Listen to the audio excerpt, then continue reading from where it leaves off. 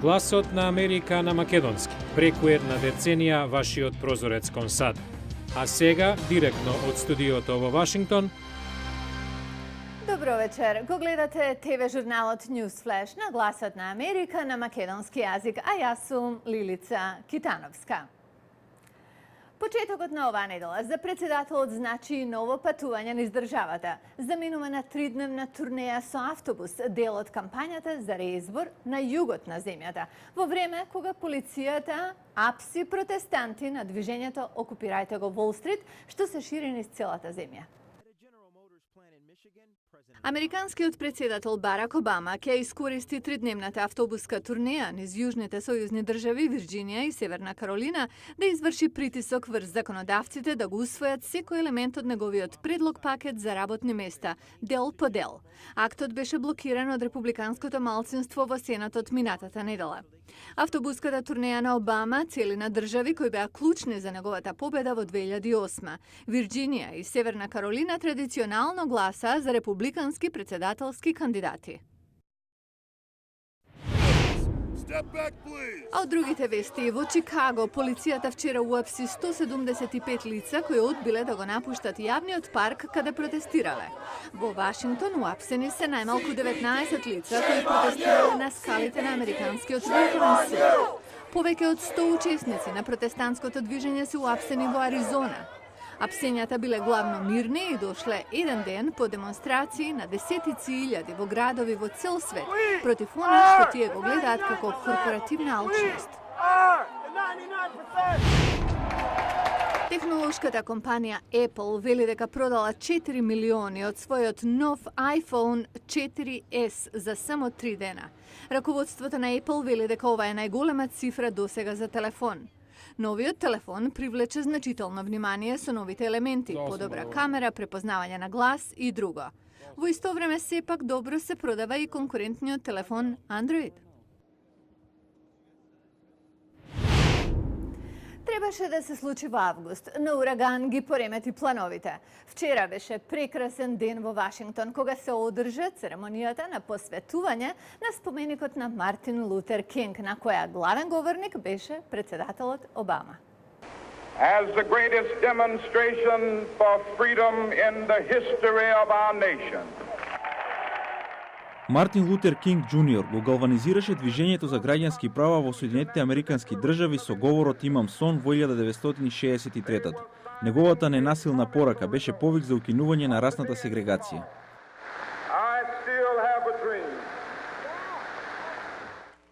Половина век подоцна илјадници се собраа на националното шеталиште во Вашингтон да му одадат на неговиот споменик соодветно посветување. Џојс Хейворд дошла од Бермудите да биде тука за оваа пригода. Сакав да бидам дел од прославата за лицето што ми помогна да бидам слободна. За Дженин Хил ова значило долго возење од Охајо. Ова е специјален ден, зашто на африканските американци им треба нешто вакво, особено за изборна година. Се гордеам што сум дел од ова. Лидерот за граѓански права Джеси Џексон кажа дека борбата на Кинг мора да продолжи. Стиви Вондер се приклучи со песна. Зборуваше и сестрата на Кинг, Кристин Кинг Ферис. Гледав како од бебе станува голем херој на човештвото, кој даваше надеж и инспирација за луѓето што ја сакаат слободата, насекаде. Дизајнерот Томи Хилфингер обезбеди бели бейсбол капи за присутните, но човекот на денот беше без сомнение Барак Обама, првиот црн председател на државата, кој имал 6 години кога Кинг бил убиен. Тој зборуваше за новите врати што Кинг ги отвори за следните генерации. Статујата на доктор Кинг, висока 10 метри, остана да го потсетува светот за неговата борба за еднаквост. На 30 години доживува звездени мигови во актерската кариера, што ја гради од романтични филмови до акциони трилери. Следи профил на еден од најсериозните кандидати за Оскар годинава со улогите во Драйв и Мартовски иди. Рајан Гослинг, како да е ново откриено лице на Холивуд. Tell anyone? No, did you? No. Did you admit to meeting with me? No. All right. Во новата политичка драма Мартовски иди, Рајан Гослинг е менаџер на кампања на председателски кандидат, кого го игра режисерот Џорџ Клуни. Кога ќе запрашате зошто ја прифатил улогата, повеќето актери зборуваат за некаква поврзаност со карактерот. Но Гослинг има поинаква агенда. Вели, ја прифатил улогата за да биде политички поинформиран. Филмот Мартовски иди доаѓа во исто време кога во киносалите Гослинг е популарен во улогата на холивудски каскадер, кој навечер работи како возач на криминалци. Ова е извадок од Драйв. Hey, do you want to see something? Ja. Роден, пораснат во Торонто, Гослинг го открива талентот со актерството на млади години.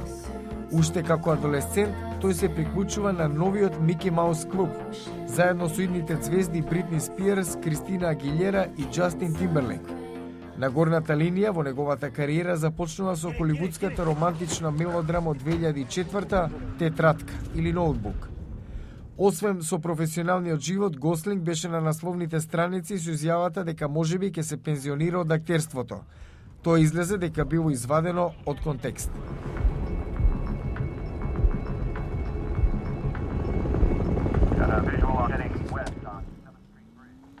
Со актерство се занимавам од 12 години. Се чувствувам креативен и продуктивен, но не знам до кога ќе имам такво чувство, рече Гослинг неодамна за медиумите.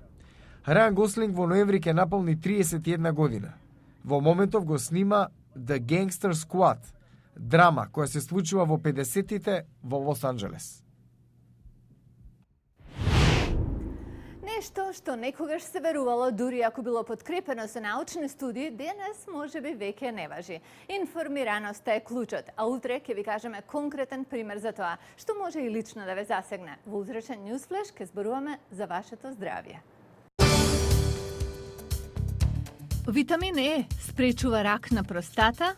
Погрешно. Не само погрешно, туку го зголемува ризикот. Гледајте утре во Newsflash.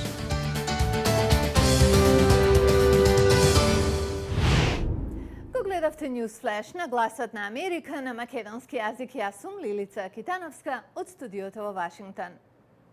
И тоа е се за денеска. До гледање до утре, а во меѓувреме за информации појдете на нашата веб страница glasnaamerika.com. До гледање.